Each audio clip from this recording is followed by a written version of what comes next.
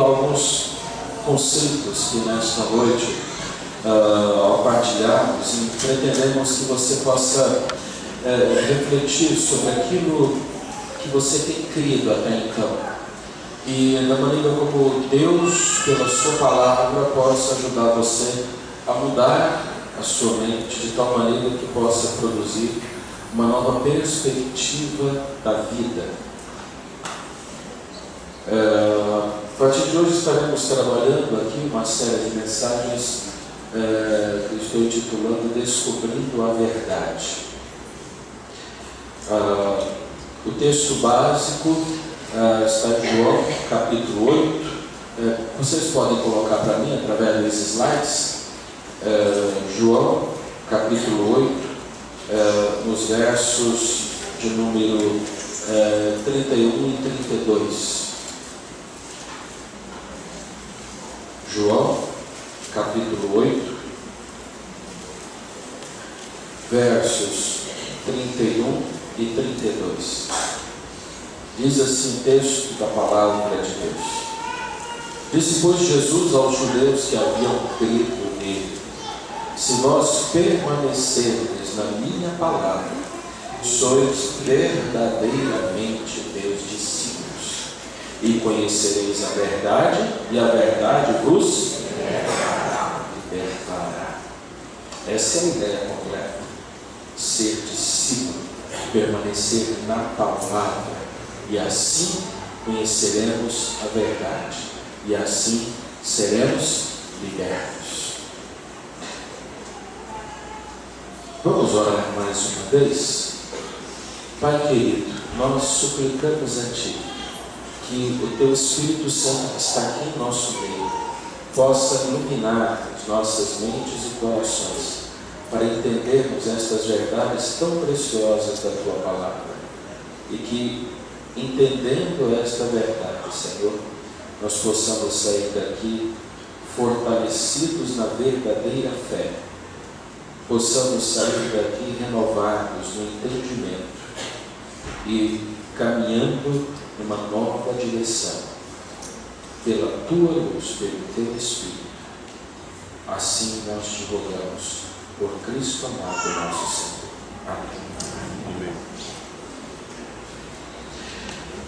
Sim, se vós permanecerdes na minha palavra, verdadeiramente sois meus discípulos, e conhecereis a verdade vos libertará. Como eu posso descobrir a verdade acerca de alguma coisa? A palavra de Deus nos mostra, a Bíblia nos traz essa verdade. O que eu acredito hoje é que, infelizmente, as pessoas têm procurado esta verdade em lugares errados. Talvez pelo pouco hábito que tem de ler o livro, de ler a Bíblia, as pessoas têm procurado descobrir a verdade na televisão. Então eles assistem um filme que seja bíblico ou que fala sobre determinado assunto, e aí é mais fácil, né, você aprender a respeito daquilo. O problema é que aquele filme nem sempre está condizente com o quê? Com a Bíblia, com a verdade. Então, nós vemos muitos filmes, nós vemos até mesmo documentários, mas documentários que estão fora da Bíblia, tendenciosos, trazendo argumentos que não passam de filosofias humanas, ao invés de compreendermos o que realmente a Bíblia diz a respeito. E quer saber? Isso é uma coisa que acontece desde criança. E nós vamos ver aqui como isso tem acontecido. Primeiro, deixe-me falar sobre essa primeira verdade que eu quero trazer aqui a respeito de Deus e do diabo. Pode passar? Deus e o diabo. Normalmente eu não gosto de estar lembrando aqui, não é por superstição, nem por ter medo dele, eu tenho medo do diabo. Na verdade, quando eu me converti, eu sentia Deus tão forte dentro de mim, que nessa minha ingenuidade eu queria, de novo convertido, eu queria que o diabo aparecesse na minha vida para me dar de taca nele. Era meu discípulo, inclusive, na época. Eu tinha 15 anos. Mas Mas a questão é que a visão a respeito de Deus e do diabo e a maneira como existe como se dá esse relacionamento, tem deturbado muito a maneira que as pessoas têm de não só enxergarmos, mas como também de enxergar a vida e a consequência disso. Veja, por exemplo, essa foto, né, essa pintura, essa arte. Ela é uma arte que é divulgada na internet, assim, muito fácil. Nós vemos ela até mesmo contando algumas histórias. Se a pessoa é desavisada e nunca leu a Bíblia, é capaz de acreditar que a história está na Bíblia.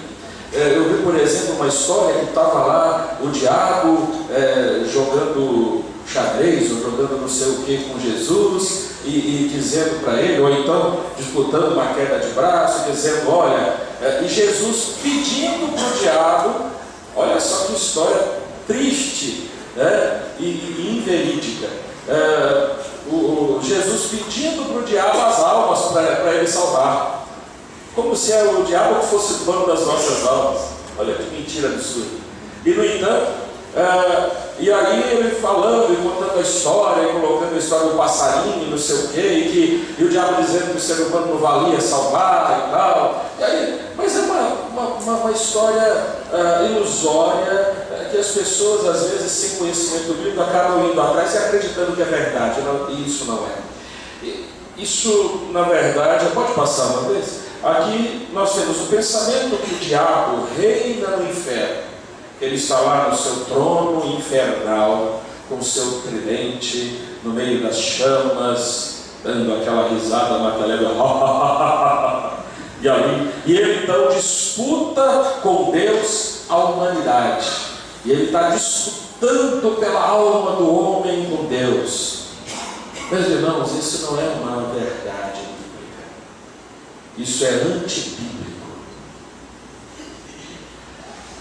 A humanidade ela está caída, sim, mas o diabo ele não disputa com Deus. O diabo não é inimigo de Deus. Espera aí, pastor, espera aí, que negócio é esse que o senhor está dizendo que o diabo não é inimigo de Deus? Não, ele não é inimigo de Deus. Sabe por quê? Porque o diabo ele não pode fazer nada contra Deus. Se ele não tem poder para fazer nada contra Deus, ele não é inimigo de Deus. Entende por que eu estou afirmando isso? Eu não estou dizendo que ele concorda com Deus, que ele é amigo de Deus. Eu não estou falando isso. Não vamos dizer por aí depois, o pastor disse que o diabo é amigo de Deus. Não falei nada disso. O que eu estou dizendo é que ele não é inimigo de Deus. Por quê? Porque ele não tem poder para se tornar um inimigo de Deus. Porque inimigo é aquele que pode fazer mal para o outro. E o diabo não tem poder nenhum para fazer sequer com o mínimo de mal a Deus. Porque Deus é infinitamente maior que ele. É como você pegar uma simples e inofensiva formiguinha de nada, que nem picar pode. Imagina essa formiguinha lá minúscula, sem ferrão, sem nada, no chão. Ela é tua inimiga? Ela não pode fazer nada contra você. Você pisa, você esmaga, e ela não pode fazer nada contra isso. Então, ela não pode ser tua inimiga. Percebe o que eu estou falando? Então, entenda a primeira verdade acerca disso. Que o diabo ele não é inimigo de Deus, ele é nosso inimigo, na verdade. Porque a nós sim, a nós ele até pode fazer mal, ao ser humano, à humanidade, ele pode fazer mal, mas ele não pode atingir Deus. Por isso ele não pode ser classificado como inimigo de Deus, mas sim como inimigo da humanidade, como nosso inimigo comum. E uma outra inverdade também que as pessoas têm é que também o diabo, como eu disse, ele está sentado no seu trono no inferno, que ele é o rei do inferno, né? E que está com os tridentes, e que todos que vão para o inferno vão e ficam sofrendo, e que os demônios ficam lá fincando os tridentes. Eu não sei, aqui tem um filme, alguns anos atrás, ele foi lançado, e era um filme assim que a princípio, nossa, todo mundo tinha medo de assistir, Inferno em Chamas. Tem Inferno em Chamas. Quem já assistiu Inferno em Chamas? Alguém já assistiu? Não? Alguns poucos, né? Já viu, né? E tem também o outro, esse Inferno em Chamas, os demônios saem do inferno, os demônios estão lá no inferno e vão. E filme evangélico, viu? se quiser. Aí está lá e fica lá torturando as pessoas no inferno. Daqui a pouco eles vêm para a terra e começam a perseguir o camarada que está lá entre a morte e a vida. Aí depois ele volta para o inferno e fica cutucando as pessoas. Peraí, gente. Isso não é bíblico. Isso está completamente contrário a tudo aquilo que a Bíblia ensina. O lugar onde o diabo está, e quero lembrar que ele não é onisciente como Deus, nem onipresente, ele não está em todos os lugares. Os demônios estão espalhados, por aí, mas o diabo, o Satanás, o líder desses demônios que são anjos caídos, eles estão todos espalhados aqui pela terra, pelo planeta Terra. Eles não estão no inferno. Veja o que diz, por exemplo, o texto de Jó, Então perguntou o Senhor a Satanás: de onde vens? E Satanás respondeu ao Senhor e disse o quê? De rodear a terra. Então aonde que o diabo está? No trono lá do inferno? Reinando lá, ficando tridente nas pessoas? Não, ele está aqui. Ele é o tentador, o inimigo. Nós vemos isso desde criança. Nós começamos a aprender errado isso. Veja, pode passar. Veja para esse primeiro desenho do pica-pau, E está mostrando quem? Está mostrando lá o diabão, o pica-pau grandão, o diabão, com o tridente, rindo no inferno, E o pica-pau foi parar lá. E ele está lá, e o diabão lá rindo, Então, desde criança, nós somos envolvidos com essa mentira, que é uma mentira, não é verdade. E nós levamos isso naturalmente, aceitamos isso naturalmente. E aí vimos até mesmo a ideia de que lá é um lugar bom, pelo menos para o diabo. E aparece então propagandas, e até gente achando que lá não, tudo vai ser oletinho, que lá é que é bom, que lá que é coisa boa. E a ideia vem se passando até nesse aspecto. E aí mostra então por último, esse diabão mesmo feio, horrendo, mas que está lá reinando no inferno. Só que tudo isso, pode passar mais uma vez, tudo isso é o quê? Tudo isso é mentira. Tudo isso é mentira. Mateus 25:41 diz assim: então o rei dirá também aos que estiverem à sua esquerda: apartai-vos de mim, malditos, para o fogo eterno, preparado para quem? Para o diabo e seus anjos. Pastor, então não é preparado para eles viverem lá, para eles morarem lá? Não, preste atenção. Apocalipse 20, verso 10. O diabo, o sedutor deles, foi lançado para dentro do lago de fogo que Deus preparou para eles. Fogo e enxofre, onde já se encontra não só a besta, como também o falso profeta. E serão o quê? Atormentados. Você consegue ver alguém em tormento rindo, dominando, reinando? Lá vai ser lugar de sofrimento, de dia e de noite, pelos séculos dos séculos, para o diabo, para a besta, falso profeta, para todos aqueles que seguem. É lugar de tormento, dia e noite, pelos séculos dos séculos. Lá é lugar de condenação para o diabo, não lugar onde ele reina, não lugar onde ele está sentado. Ele está aqui e ele já sabe que a conta dele já chegou e ele não tem como escapar. Daí a fúria. Por isso, a gente lembra que enxergar o diabo como adversário de Deus é dar ao diabo o mesmo poder que Deus tem.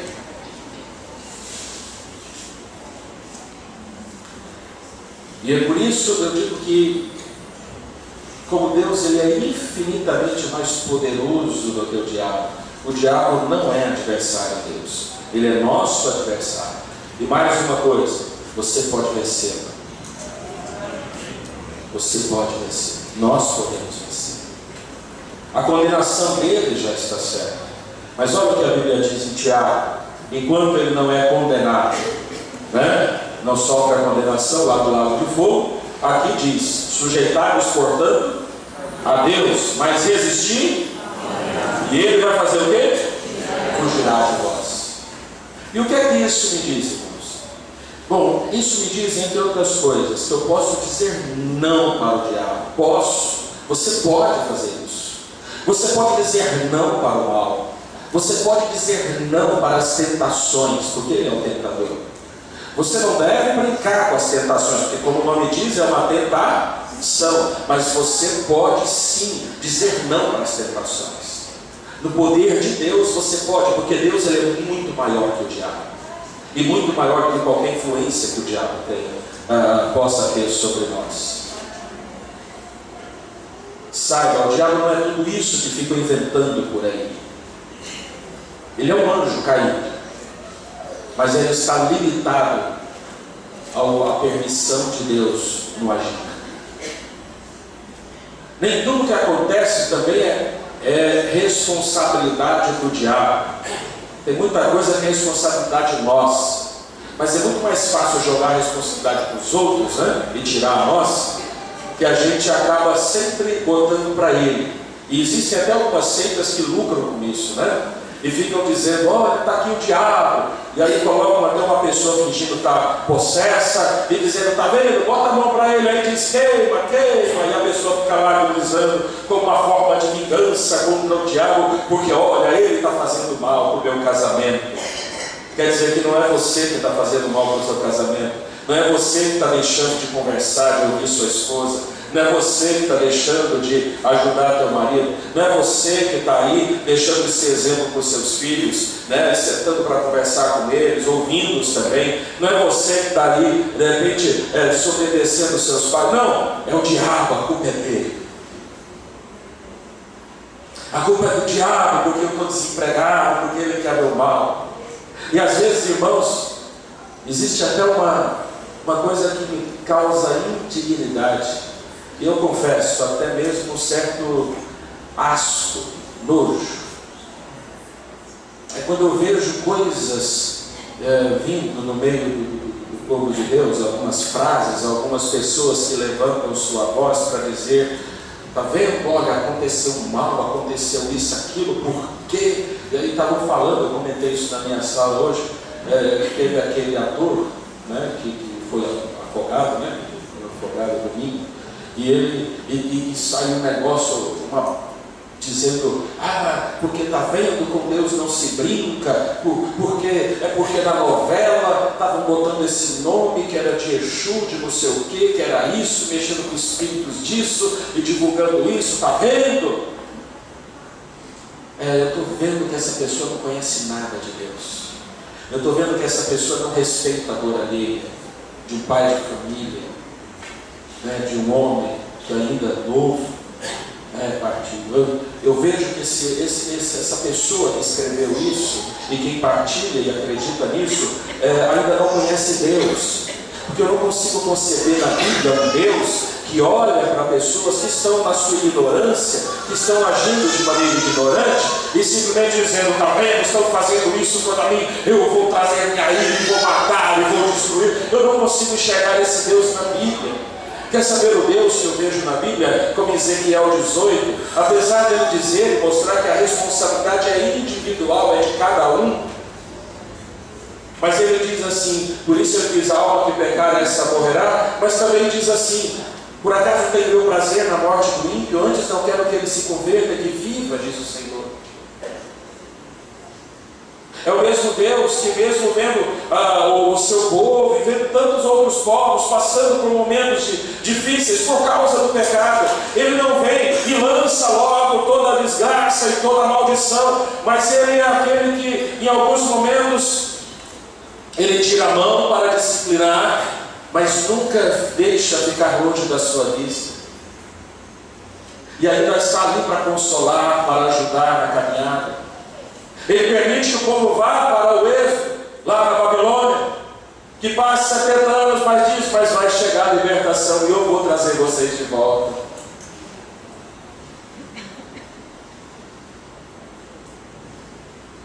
A Bíblia fala de um Deus que, mesmo deixando na figura do filho pródigo, deixando partir, ele volta, ele aguarda, olhando para a estrada, a volta desse mesmo filho, mesmo sabendo que ele vai fazer coisas erradas.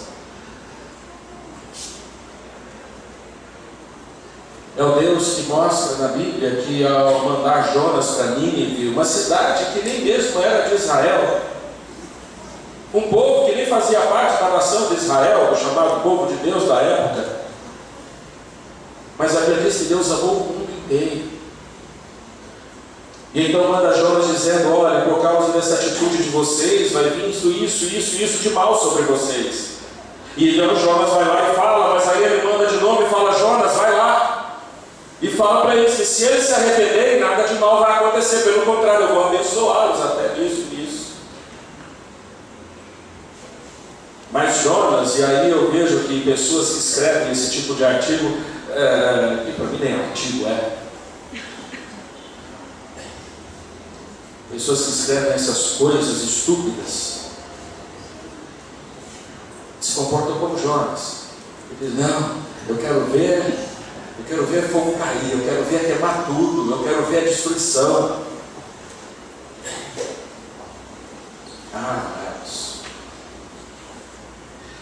Precisamos conhecer Deus de verdade. O Deus que, quando vê Caim matando Abel, ele lamenta profundamente aquilo. E ele diz, e chama de errado aquilo que é errado.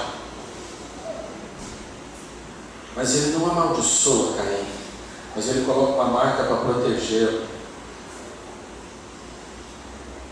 O Deus que mesmo depois que Adão e Eva pecaram, ele não expulsa por condenação Adão e Eva, mas retira do jardim do Éden para que não venham a tomar da árvore da vida, para protegê-los, para que eles não comam daquela árvore e vivam eternamente. E assim não há mais solução para a questão do pecado. Ele protege Adão e Eva e ainda mata um animal para poder agasalhá-los e dar. Então o primeiro animal a ser morto foi morto por Deus, para trazer, colocar uma roupa para proteger Adão e Eva do frio. O Deus que eu leio nas páginas da Bíblia é um Deus muito diferente desse Deus cruel.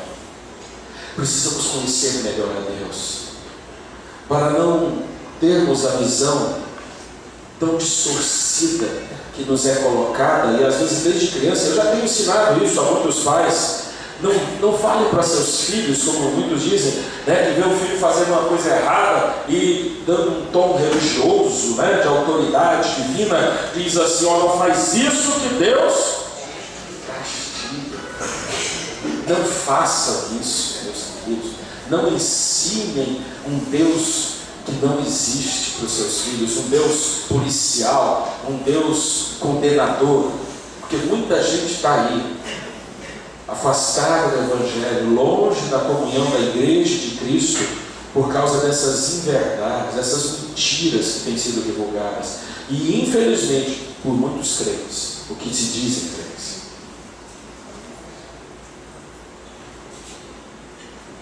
Mas uma outra coisa também importante que a gente aprenda é a respeito do mundo, porque é uma visão também muito distorcida que tem influenciado muito a maneira das pessoas a viverem e agirem. A dualidade do mundo, onde o mundo e o crente parecem ser coisas opostas. Pode passar? Aqui a gente vê uma figura bem clara disso. Nós vemos aqui um planeta Terra, dizendo: você é tão quadrada, olhando para a Bíblia, como se colocando que o mundo é incompatível com a Bíblia.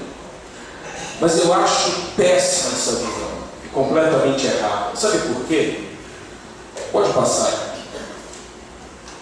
Porque o planeta Terra é um planeta lindo que foi criado por Deus. E esse mundo que está aí pertence a Deus e não ao diabo. Foi o lugar que Deus fez para ser a nossa habitação. Tudo que existe nele só existe porque foi criado por Deus. Veja o que diz a palavra de Deus em Colossenses, capítulo 1, versos 15 e 16.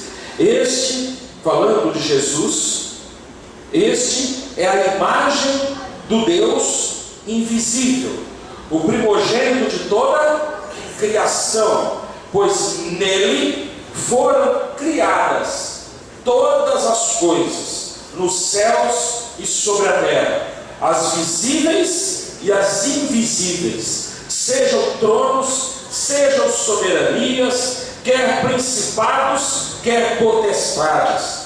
Tudo foi criado por meio dele e para ele. Amém? Amém. O mundo foi criado por Deus e foi criado para Deus, para glorificar ao Senhor. Os céus manifestam a glória de Deus, e o firmamento a obra de suas mãos, diz a palavra. O mundo é algo belíssimo que foi criado por Deus. Em Gênesis 1:31, no sexto dia, ele diz assim: viu Deus tudo quanto fizera, e eis que era o quê?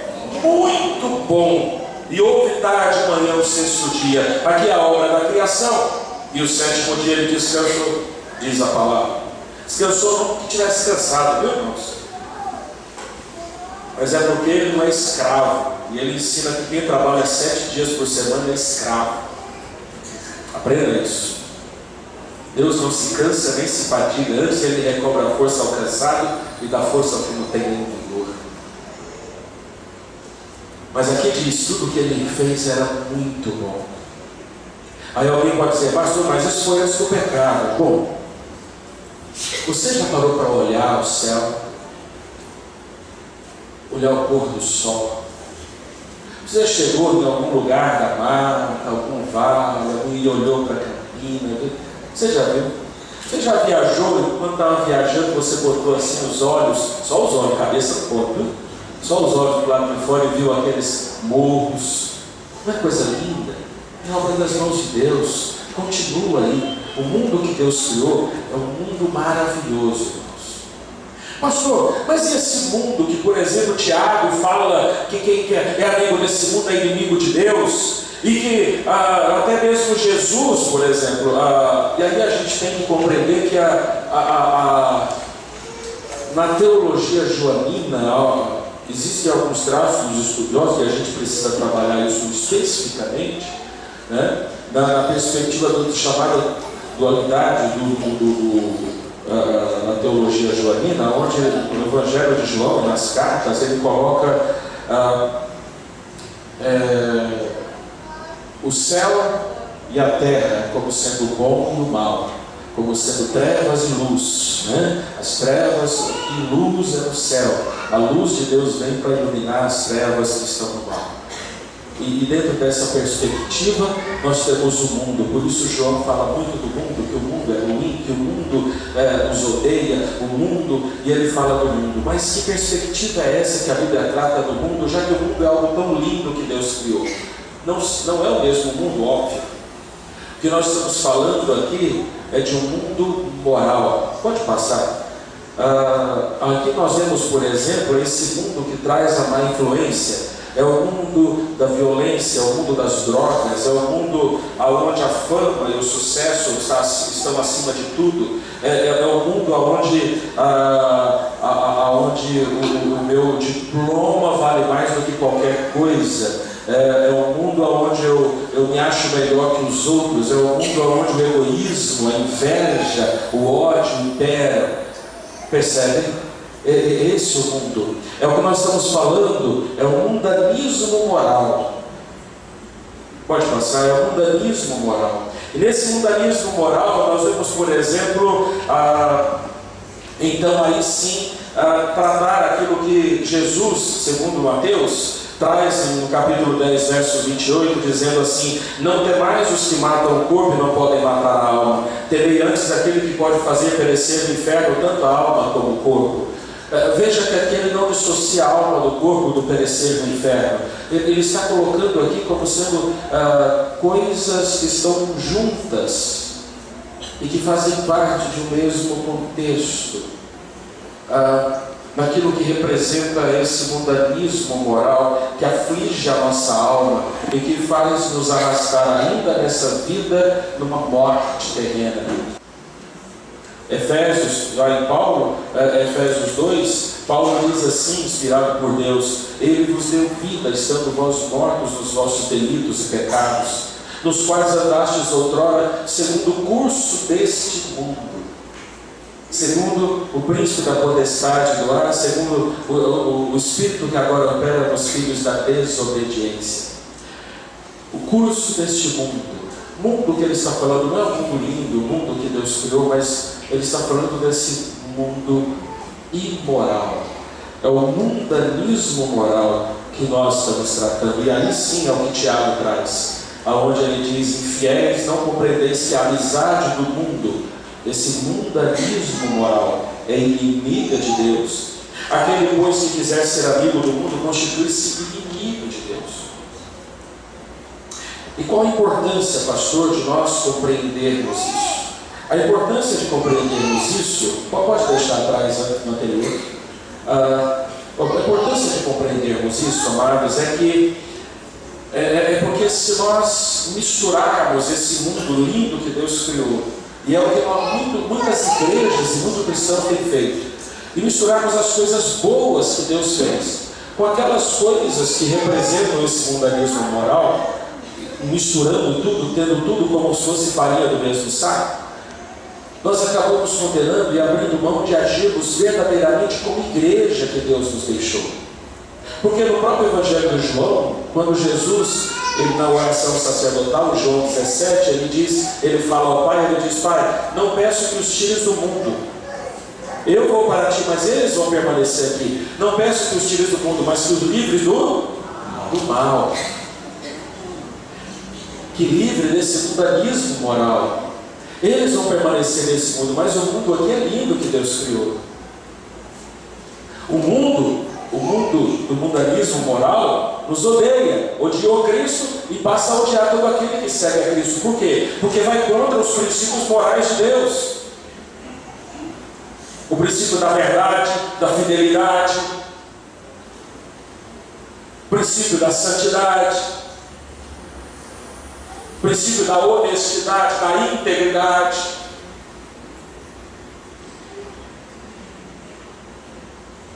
O mundo que jaz no maligno, esse mundanismo moral, ele impacta. E aí muitos irmãos em Cristo deixam de ganhar almas, deixam de lançar mão de recursos que Deus tem dado ao povo dele para fazer, e condenam muitas obras que têm sido feitas em nome de Deus e para a glória de Deus, e que tem realmente glorificado ao Senhor. Por exemplo, quando a gente vê o esporte, a prática de esportes é uma coisa que vem desde o início da humanidade. O próprio Paulo, ele cita os esportes e compara a questão do esporte com a vida cristã, e mostra como, comparando aquele que é o atleta com aquele que é cristão, faz um paralelo disso. E nós vemos na Bíblia, então, essa atitude, e nós vemos as profissões que as pessoas têm, e cada um na sua profissão, que pode ser uma bênção, um instrumento nas mãos de Deus, serem relegados. Por quê? Porque são coisas mundanas. Então as pessoas começam a separar, dizendo: não, eu quando estou na igreja eu sou um crente em Jesus Cristo, mas lá na minha empresa eu sou um empresário.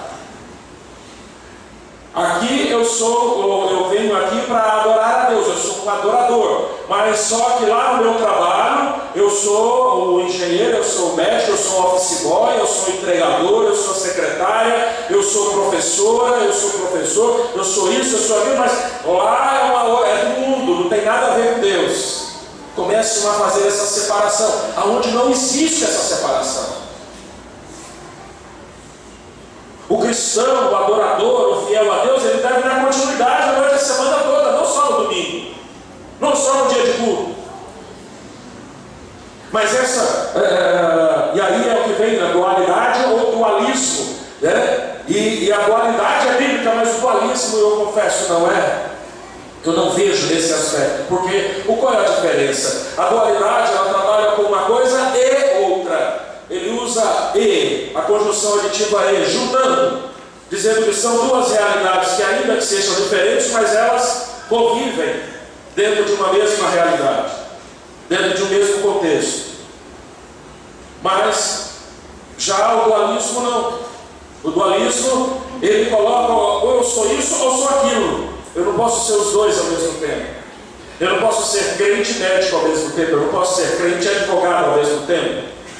Eu não posso. Sabe como é que é, pastor? Porque advogado, às vezes a gente tem que fazer algumas coisas que não são corretas, né? Olha, como médico, às vezes a gente tem que fazer coisas também que não são corretas. Olha, pastor, sabe que como funcionário público, às vezes a gente tem que fazer algumas coisas que não são corretas. Sabe que como comerciante, pastor, a gente tem que fazer algumas coisas, às vezes, que não são corretas. E assim vai. Porque acha que são vidas separadas. Isso não é bíblico, irmãos. A Bíblia diz que existe um único ser.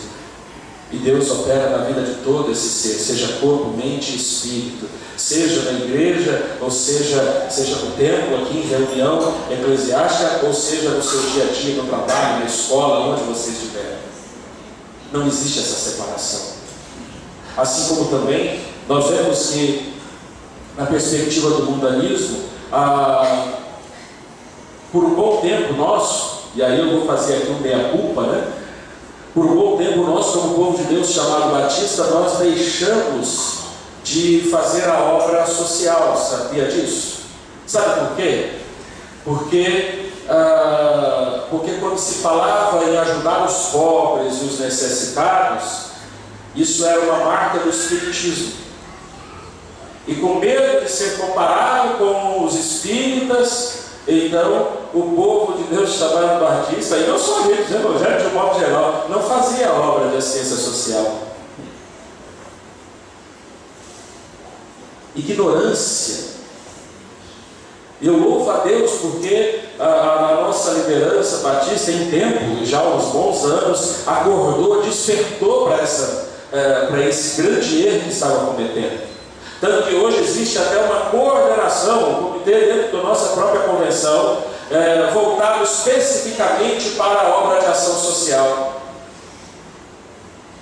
E é por isso que muitas igrejas, inclusive a nossa, nós temos o Ministério da Misericórdia, fazendo ação social.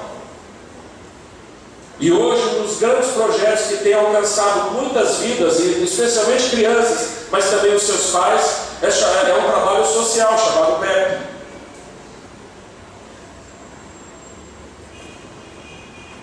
E nós vemos então hoje a visão sendo mudada. Conhecereis a verdade vos libertará. Por um lado nós vemos pessoas cometendo atrocidades em nome do esporte, mas isso é um pecado deles, não é do esporte. O esporte está mostrando que ele pode ajudar pessoas, inclusive, a se superarem. Vejam as Paralimpíadas. Pessoas que imaginaram que não tinham mais razão de viver, tinham perdido as pernas, o braço, tinham tido acidente, e estão lá sendo medalhistas olímpicos, trazendo orgulho para o país, não só para a família, mas para todo o país, fazendo diferença. E aí eu me lembro de um jovem que nasceu sem os braços e sem as pernas. Como é que é o nome dele? Está na internet, todo canto. Alguém lembra? Mas vocês já viram, né? Já vários viram. Você vai, procura lá. O camarada, ele disse: olha, se eu tivesse meus dois braços e as duas pernas, Nick não sei o que, né? Tem um nomezinho lá, Nick não sei o que. Ele não tem os dois braços e as pernas, ele nasceu assim. E ele, quando criança, ele já tentou se matar na banheira, coisa de 10 centímetros de água. Ele tentou se matar ali porque ele achava que ele não ia ser nada na vida. Mas Deus mostrou uma outra realidade para ele. E que não importa qual seja a situação que o ser humano esteja, Deus pode usar a nossa vida de uma maneira maravilhosa e tremenda. E ele então, na entrevista, ele que é casado, tem filhos no plural.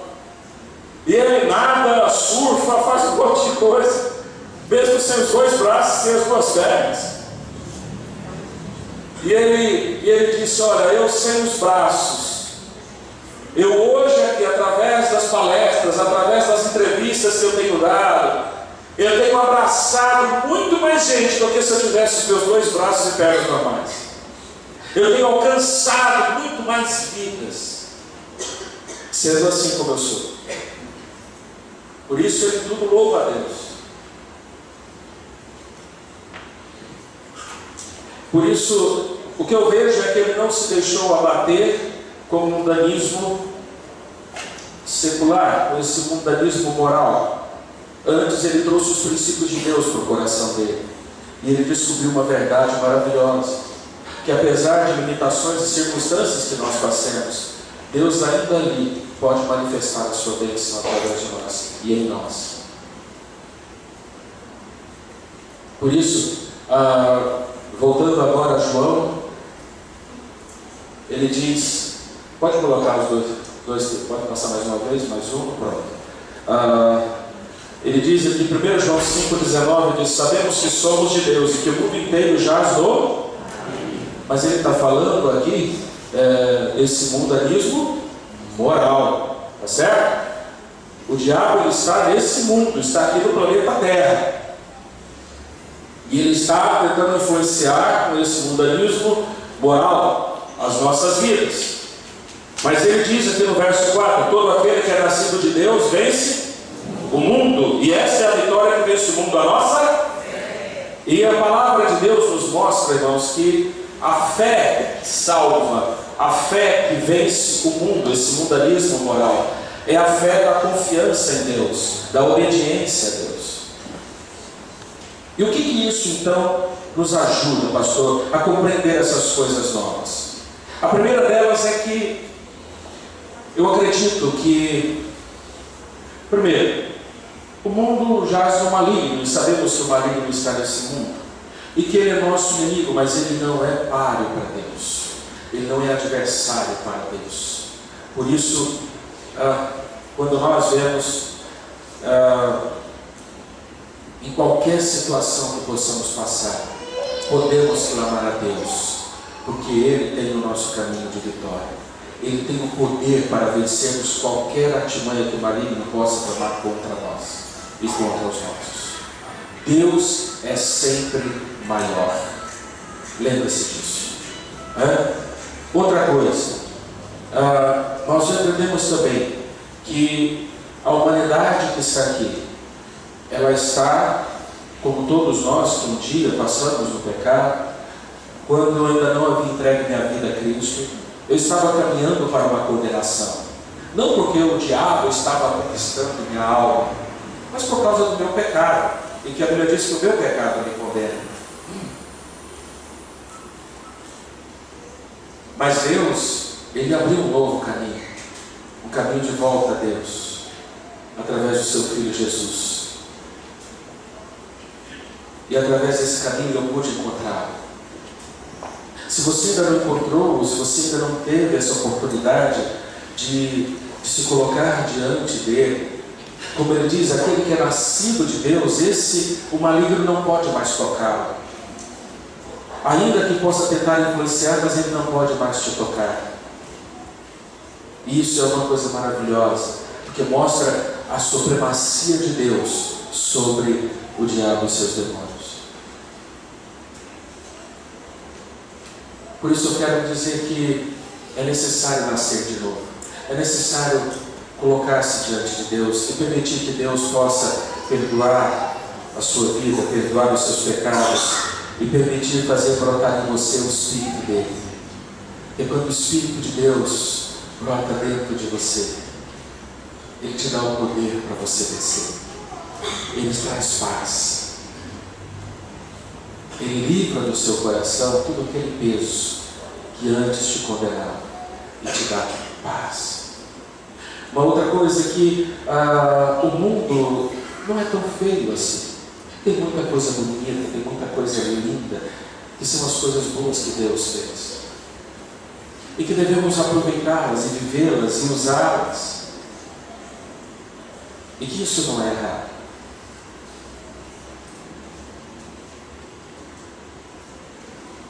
Aqui mesmo próximo tem um lugar, na Paraíba, eles fazem lá, tudo acaba virando um pouco de comércio, né? Tudo tem, mas você pode até mesmo na praia, você pode ver sem precisar gastar nada.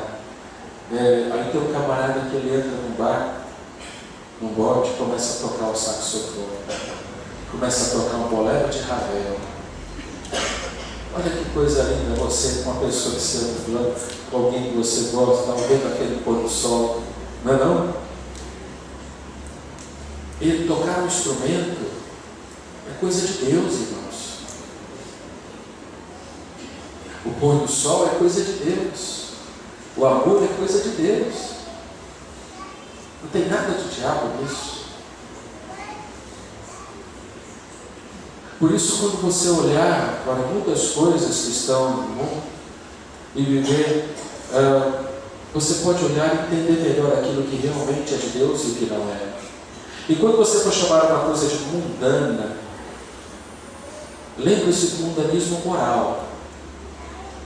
Porque muitos que condenam as coisas tão lindas que Deus fez no mundo, mas por trás deixam-se contaminar com a mentira, com a falsidade. Não pode ser assim. Tirem das suas vidas, dos seus corações, essas coisas ruins.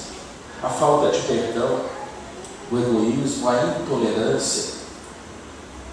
E abram o coração para as coisas lindas que Deus fez. Mas muitas coisas só podem ser verdadeiramente experimentadas quando nós realmente nos colocamos em Cristo. Porque sozinhos, do jeito que viemos ao mundo, é insuficiente. Você jamais vai conseguir enxergar e perceber o reino que Deus nos deu, o reino de Deus, se você não se colocar diante de Cristo.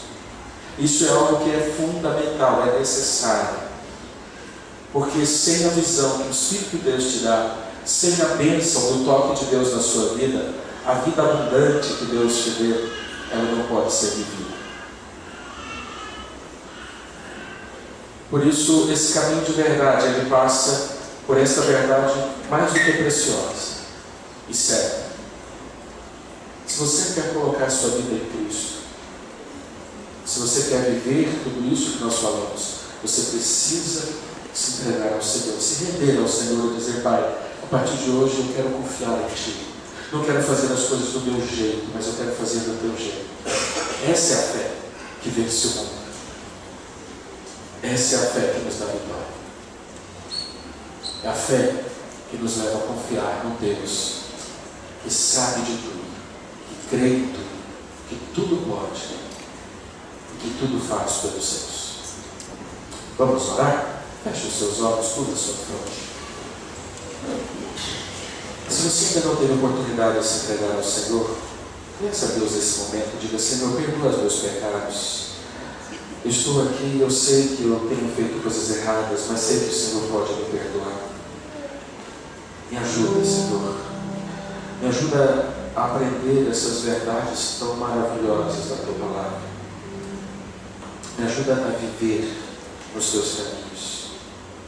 A viver uma vida abundante, uma vida de qualidade que o Senhor tem preparado para mim.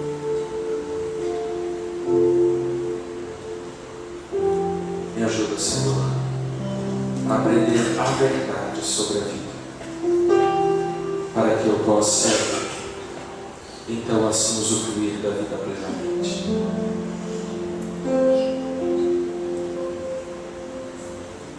Por isso eu entrego minha vida a Ti e Te recebo como único Senhor e Salvador da minha vida. Assim eu te oro em nome de Jesus.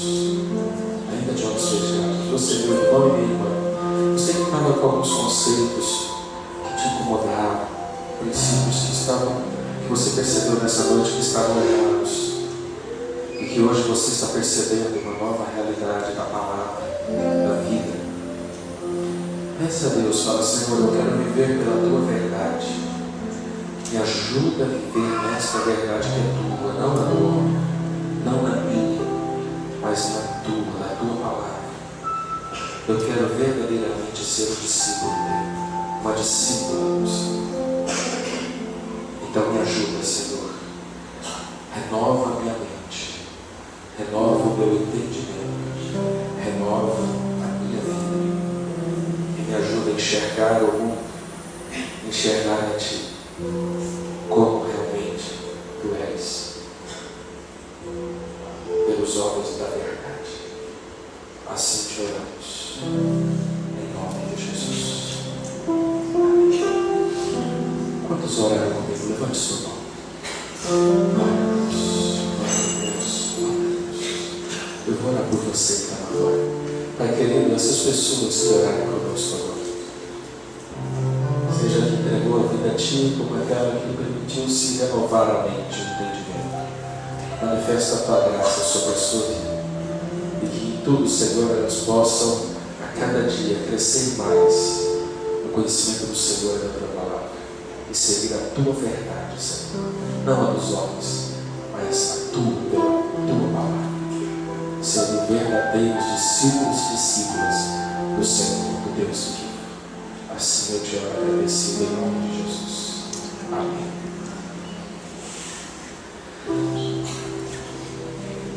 Eu queria pedir a você que nesta noite você entregou sua vida a Cristo.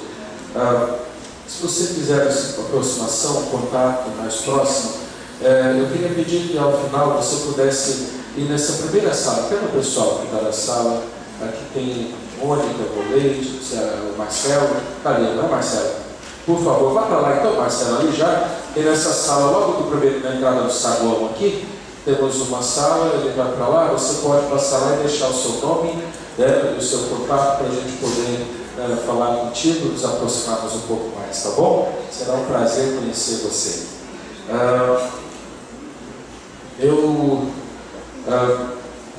Eu sou grato a Deus também, pela família Andrade que está aqui. Fiquei tão feliz de vê-los. Deus abençoe, queridos, viu?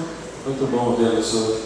E também, saibam que temos sempre orado por vocês. Estamos juntos, viu? Estamos juntos. Recebam o nosso carinho, o nosso abraço.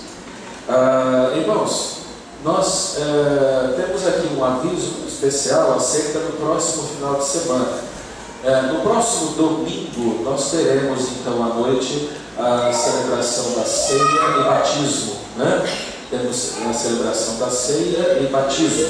Então todos estão convidados. Se você deseja ser batizado, você que já entregou sua vida a Cristo, quer ser batizado, ou você que participa de outra igreja, quer pedir para a tua igreja batista, quer pedir carta para a nossa, ou talvez você que talvez já participe de uma outra denominação, mas você deseja se tornar membro, já tem frequentado a nossa igreja, conversou com o pastor, quer se tornar membro de nossa igreja. Então nós teremos a primeira reunião, prestem muita atenção. Nós tivemos que fazer uma pequena mudança.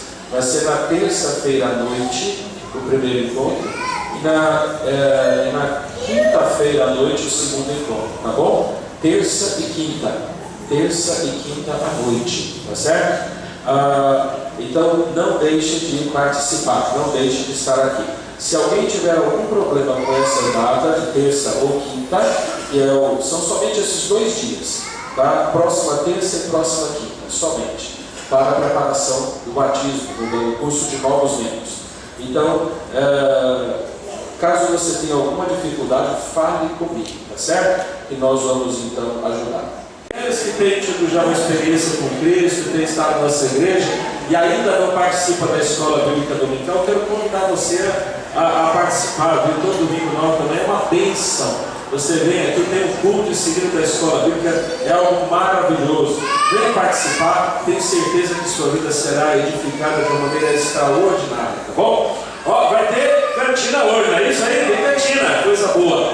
Então não percam. Um dia boa, baratinha, num ambiente maravilhoso, familiar. Vamos orar agradecendo a Deus pelo culto? Feche seus olhos, vamos orar. Que a graça do nosso Senhor Jesus Cristo, o amor de Deus, o nosso Pai, e que a comunhão e as consolações do Espírito Santo de Deus sejam sobre todos nós e conosco permaneçam desde agora e para todos sempre.